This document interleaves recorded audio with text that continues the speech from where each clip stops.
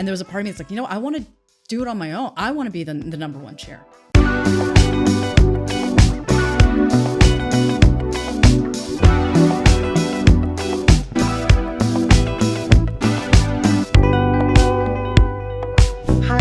Peake, welcome back to the Restive Perspective, a show about female CEOs and their journeys to get there. And I'm really excited to have Rashmi Melgiri here today. Welcome, Rashmi. Thank you for having me. So to kick it off, why don't you tell us a little bit about your company? Yeah, so my company is called Functional Finance, and we are integrated financial operations for the insurance industry. For those of you who are still listening, what that means is basically everything that it takes between when a policy is sold to actually being able to account for it in a sort of general ledger or an accounting way. So that's billing and invoicing, it's collecting the money, it's paying out the partners, et cetera. And I guess TLDR is that in the insurance industry, the management of AR and AP is quite complex. And based on my experience of my prior company, I really felt like there needed to be an automated solution to do this. Yeah. Well, why don't we unpack that? How did you come to start the company? Yeah. So my first company, I started this company to deal with the trauma of my first company. So my first company was called Coverwallet. And I guess I'll just give you like sort of the full background, the full story of even how that company came to be. Okay, cool. So prior to that company, I will say I had never operated within an actual company before. Like I had been a management consultant and economic litigation consultant, which is another type of consulting. And as I progressed through the ranks in consulting, something that you will find if there are any people who do that is more and more it becomes less about doing the work and more about selling the work. And I found that I just really that didn't resonate with me. So I got in touch with a friend of mine that from business school. And we'd always jived in business school, and he's a great guy. And he had started a company. He barely went to classes in business school. He was just working on his company.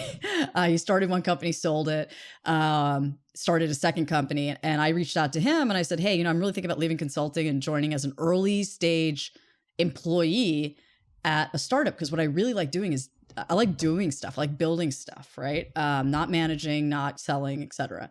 He and I started talking about things I might be good at. And eventually he said, hey, you know what? I'm about to wrap up this second company. Do you want to start something together? And it was, what a great opportunity to be able to co-pilot with someone who's done it before. And so I was honored. I was like, this is amazing. Yeah, I'm in, right? So he was CEO, I was COO of Coverwallet.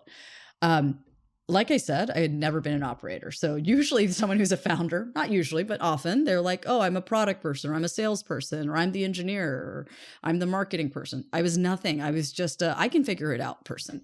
So I was very much number two there. I want to be clear about that, right? He was the one that the investors were invested in. I was happy to be mentored and tutored along to see what it was like to be a founder and to be able to do it under the wings of someone who wasn't going to make rookie mistakes. And that company was a huge success. We started in 2015. It was acquired by Aon in early 2020. And I was a jack of all trades. I did whatever needed to get done. Even to this day, I don't feel like I identify as any certain type of functional operator, like, sales, product, et cetera. And one of the biggest issues that we had at the company was running the back office. So what that company was really good at and what was strategically important and the driver of the acquisition and all the praise for the company is we were really good about selling small business insurance online to business owners. It hadn't really been done before, not at scale and not in a truly integrated way. And so we had set up all these APIs with carriers. We had done the correct digital marketing and sales funnel conversion and sales operations to actually have metrics that blew everyone else out of the water, such that we were doing small business premiums profitably. It's very hard in insurance because most of the workflows are manual. So when you're only getting like 10% commission on $1,000 policy, it's like, good luck like servicing that client for only $100 a year, right?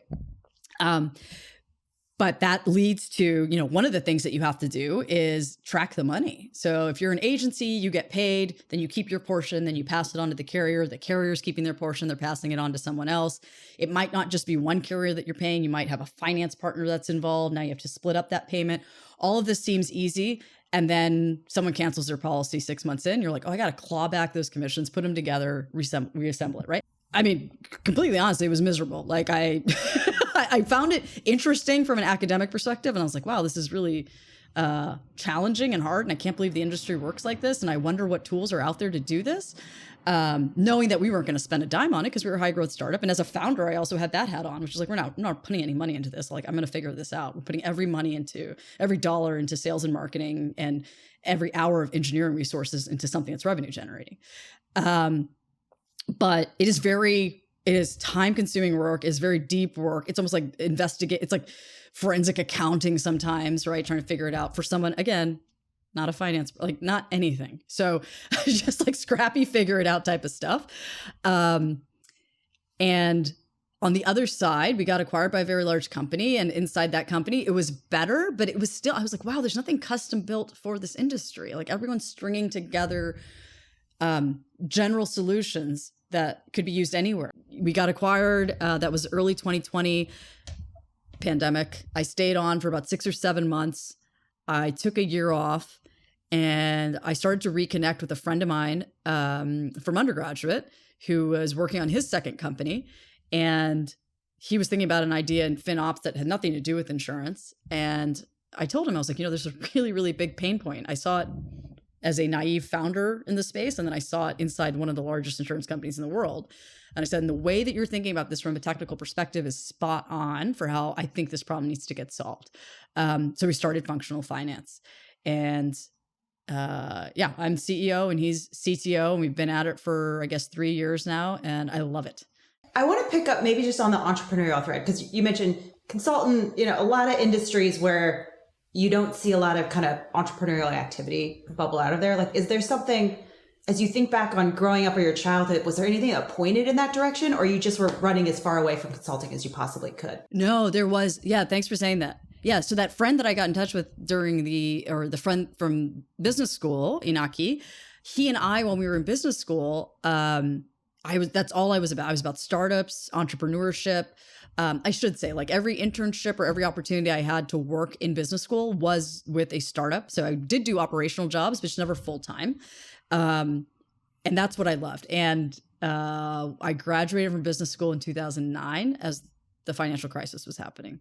And my risk profile or my risk aversion kicked in. And there were a bunch of startups that I really wanted to join, many of which, had I joined, I would be wildly rich now. So like HubSpot was taking off at that point, and the founders wanted me to join. There was a lot of companies. I went to business school at MIT, a lot of startups that were coming out of MIT, and I was really excited about joining. And I took the safe route. I had gotten a offer from a consulting firm. A lot of people who had even gotten offers were getting those offers were getting rescinded that year, right? A lot of people who were graduating that year will remember.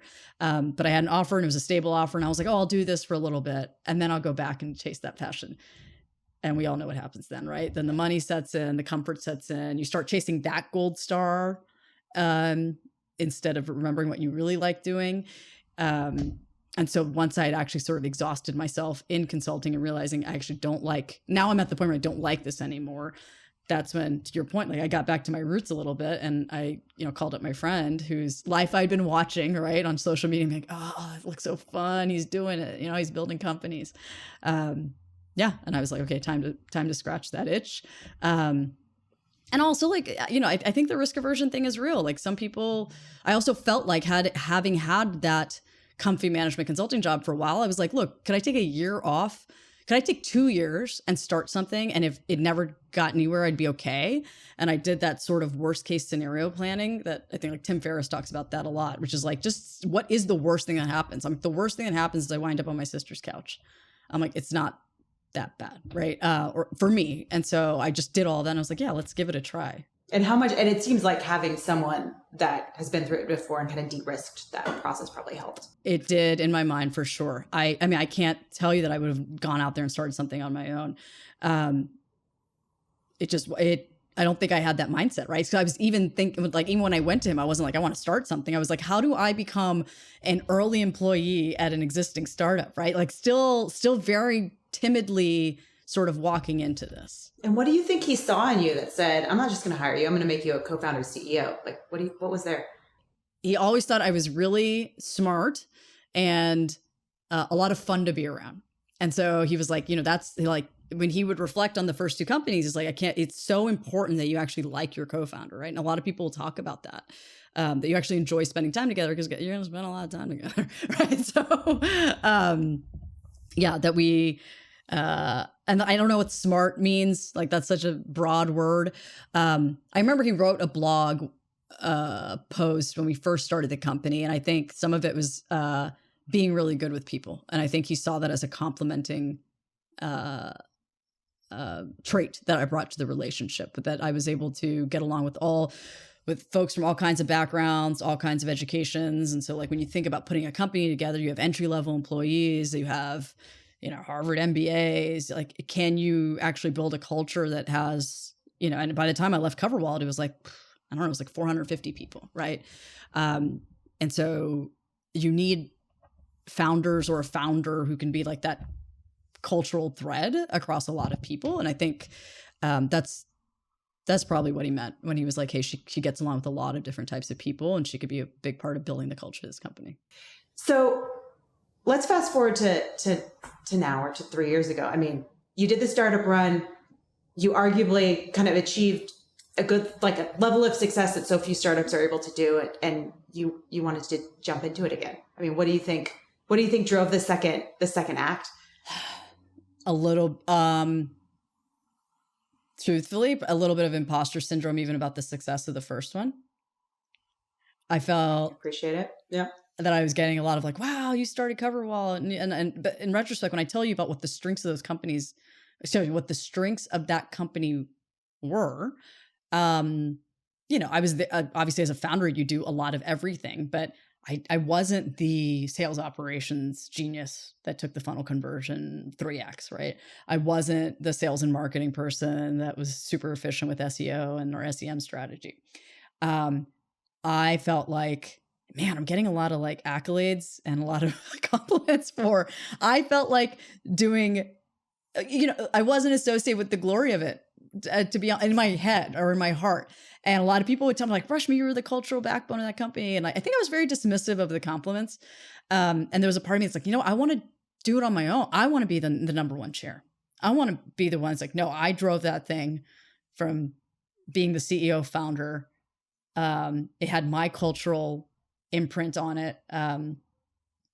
If that makes sense. Right. And that's just like that's like a chip on your shoulder type thing, probably / maybe self-actualization. Like you need to know for yourself that you did it. So it's probably a little unhealthy, but as all the success stories are. Yeah, exactly.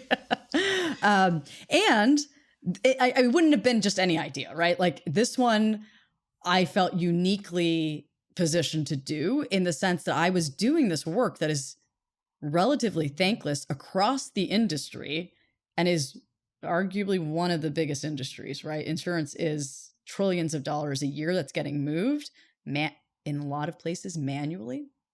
And it wasn't just the naivete of Coverwallet founders who weren't from insurance that were doing it. Like I said, the more and more places, I mean, even within Coverwallet, we would do all this work to close the month, and then we would show one of our trading partners, like a big carrier that you would know that advertises on TV, right? And we'd submit what we think we owe them. They would also submit to us what they say we owe them. And so we're all in silos doing all this work just to compare at the end of the month. We're off. And now we all go back and go in and start, arguing about who owes whom. And you find yourself on these emails with invoice attachments trying to figure it all out. Not only like time and resources being wasted, but there's a lot of angst in this area of the company across the industry.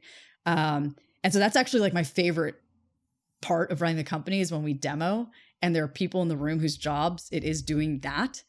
And they're like, oh, this is it. Like this does the thing. And you're like, I know, like someone finally like took the time to say like, this is what it needs to do, instead of me personally having to like deal with all these spreadsheets and all these emails and figure it out every month just to start again for the next month.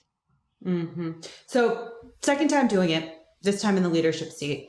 What did that formation process look like? You mentioned you connected with your co-founder. you bring a team on right away? Did you fundraise right away? Like what did those early steps look like? Yeah. So my co-founder, we actually started out as a co-CEO model. So again, risk aversion. So it wasn't my current co-founder. There's three of us to start. The third co-founder has since left to go. He was a VC guy, and he left to go back to VC, and he felt like, similarly to me in consulting, like actually that's where my heart is, right? So he was there at the beginning, and so there was a part of me that was, I'm gonna just be honest, I was a little scared of being sole CEO. Like even for the speech I just gave you, like I want to do it. I want to do it from scratch. I was like, I felt a little comfort in being like co-CEO. I look back on all of that now and I'm like, that was silly. Now that I've done it, I was like, no way. I'm not, yeah, if I want to do it again, I'm not going to be scared about it. Right. And that's like so many things in life. You just have to do it to experience it and be like, yeah, it's not that bad. People make it out to be, or we make things out that to be scarier than they are. Or you're naturally born to do it also, which is also not the case. Yeah, yeah, you're totally right. Yeah. And yeah, so we started out, because that third co-founder was also from the VC world, there's a little bit of incubation money to start. I put in some of my own money. We probably went at it for probably 6 months before we raised our Series seed. That process went a lot smoother than Coverwallet, in part because I had a victory under my belt, right? And so this was a repeat founder, repeat space, right? I'm working on something very specific to this industry that I know very, very well. And who'd you raise from that first go? The seed round was led by NEA. Yep.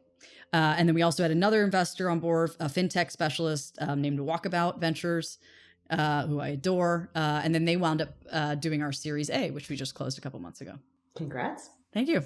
So second time around, aside from fundraising being easier, like what did you bring with you that you wanted to keep for the second round? What did you discard and said, I have a second chance to do it. I'm gonna run the company differently. What happened there?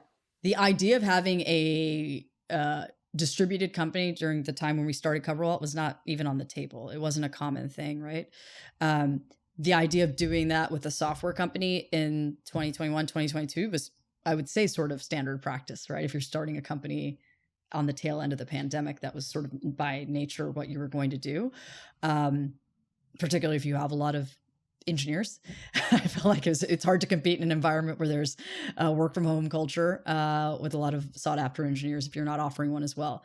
So I think that was something that I just sort of accepted, and I accepted as like, whoa, I've never done this before. Not only have I never started a company before, I've never started a company where everyone's fully remote. And at the last company, that culture, at least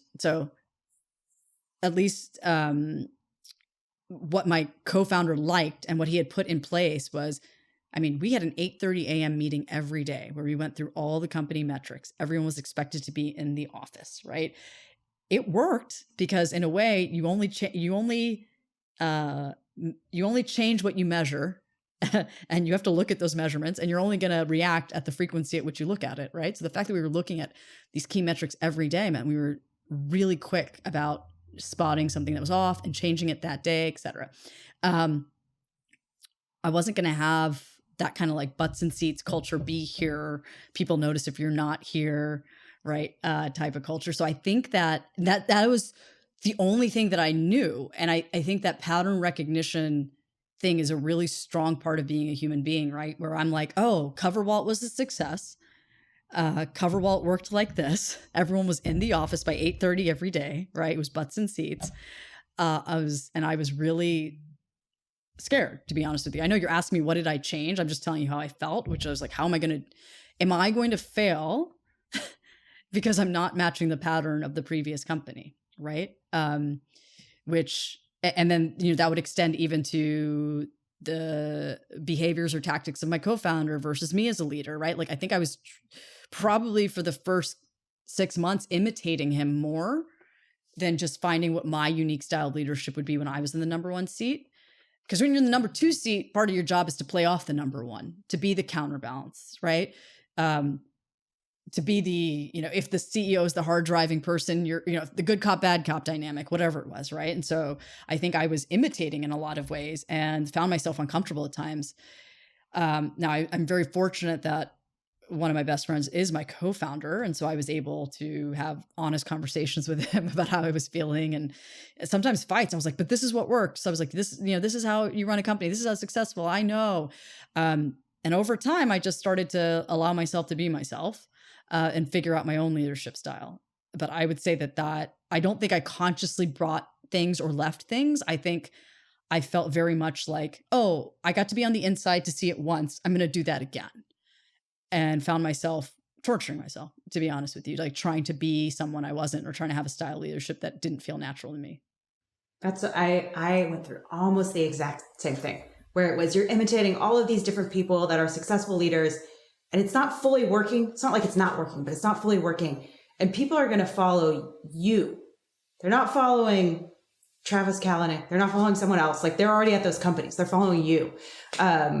So I think that's so important and so powerful. And so how did you get there? You said you had a co-founder and you were kind of revealing that it didn't feel authentic. Was it like through that kind of self-internalization, self-examination, or were there other moments where you said, I just have to show up as me and discard this archetype of what a CEO should be? Yeah, I started to feel the lack of consistency in the way that I would be with my co-founder, is one of my best friends, and how he's known me for the last 25 years, one-on-one, what we would be like, and then what I'd be like in company meetings. And it was just he didn't even have to point it out to me. I was like, this feels weird. Like, why can't I show up the way I show up with him, right? With the same amount of vulnerability, the same amount of honesty about what I'm good at, what I'm not good at. And I think over time, it just, again, I think it, even my husband pointed out to me, like, he saw me being not happy. I think it takes its toll when you try to be someone that you're not, right? And I think that's something that and look, I'm terrified of even giving this interview, right? Because like, if this company's not a success, it'll be like, whoops, should have just imitated that guy, right? Like, you don't want to ever look back and feel like, oh no, you should have done that, right? So like, that's always like a little fear in my head, even now, right? Which is like, is it going to work? Is it okay for me to do this? Like, I know that I am very different from probably most tech founders, and the way that I approach problems, the way that I carry myself. And is that quote unquote okay? Is it still going to be a successful company, right? But I think what I eventually figured out is, it sounds a little egotistical, but I'm going to say it. When you're starting a company, the company's really driven by the founders. It has to work for the founders. If it doesn't work for the founders, the whole thing falls apart. Right? Unless someone else comes in and swoops it up, and that's fine, right? Like, if there's some coup and they're like, hey, get this founder out of here, that's fine.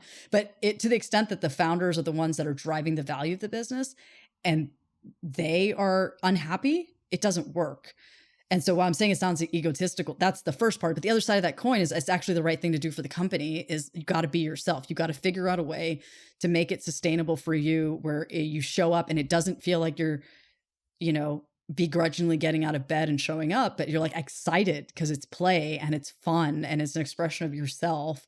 And these are your friends and you're all jointly doing something together, right? And so I think that's the thing that kicked in for me at some point, was I almost felt like I was doing a disservice for the company by not showing up and pretending to be this big leader. And I was like, no, actually the best thing I can do for sustainability and having a great company is to be myself and lead the way that I feel comfortable leading. That was the shift that happened.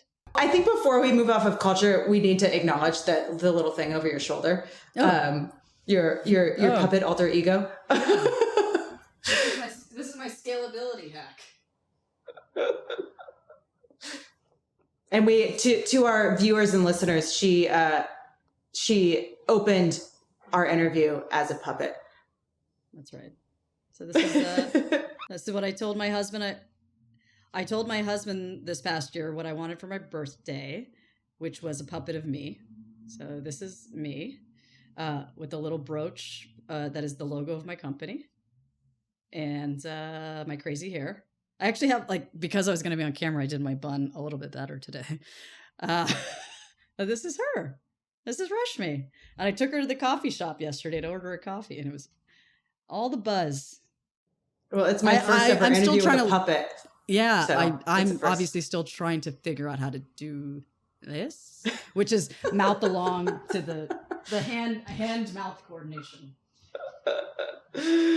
Well, that's awesome. I love the fact that you have a puppet alter ego. You mentioned a lot about kind of self-discovery and running your company kind of as your authentic self. Anything just as you got into, scaling a company, targeting a different audience, bringing on a different set of teams, like anything else you learned or were intentional about the second time around as you jumped into it? Oh, well, I will say this. One of the ways that Coverwallet got such a fast start so quickly at the beginning is that my co-founder and I were really great about getting to the right people, having big leverage conversations with people. And so that's something I try to do more of now, which is not have my head in a book or in an Excel file, but like actually make sure that I'm talking to the people in the industry who have this pain point or who are influencers, et cetera. That's something I have to do more of.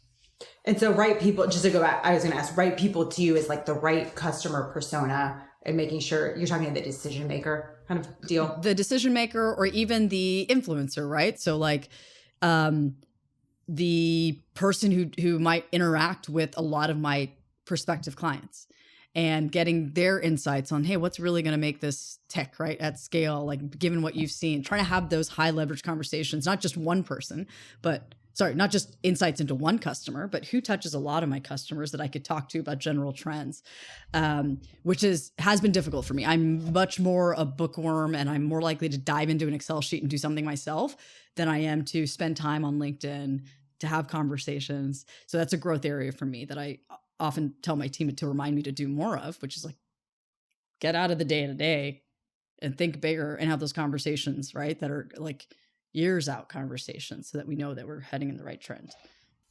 Well, last question. What advice would you have to women that are contemplating getting into the CEO seat? Yeah. The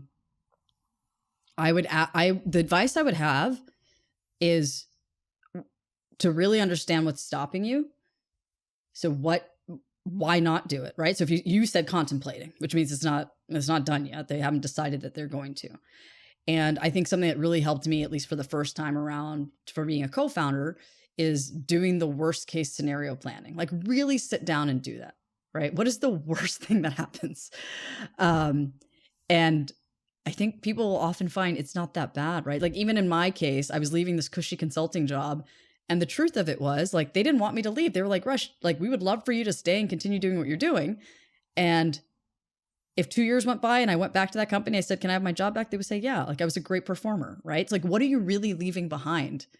Like all you're doing is really investing time in trying something. And like, is it the idea of potentially failing? And is it your ego? And is it how it looks? And how does that compare against just the opportunity to do something and try something and know that you tried?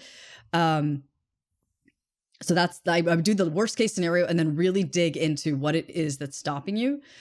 Something else that I come back a lot to is it's a great time to be alive. There have been so many studies of, at this point, interviews with people who have been, who know that they're going to pass away, right? They're terminally ill.